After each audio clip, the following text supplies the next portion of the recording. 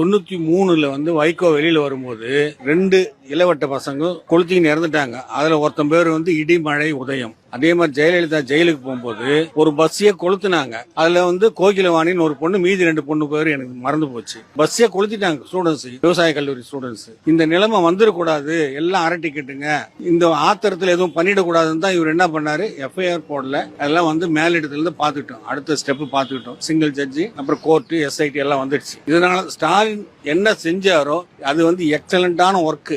அது குறை சொல்லுவாங்க, எல்லாருமே குறை சொல்லுவாங்க, அரெஸ்ட் பண்ணுங்க அரெஸ்ட் பண்ணுங்க. இப்ப வரைக்கும் விஜய் ஃபீல்டுக்கு போகல, போக மாட்டாரு, அவர் கவலையே கிடையாது, போக மாட்டாரு. அதை நினைச்சாலே நமக்கு கண்ணீர் வரும். எல்லாம் மனுஷன் தானே, எல்லாம் உயிர் தானே. இவருக்கு 10 பவுன்சர் வேணுமா, பப்ளிக்கு சாகணும், என்ன இது நியாயம்? உன் உயிருக்கு மட்டும் 10-20 பவுன்சர். இது எல்லாம் இந்த கேமே வந்து பிஜேபி தான். விஜயோடைய அரசியல் பயணம் இதுக்கப்புறம் எப்படி இருக்கும்?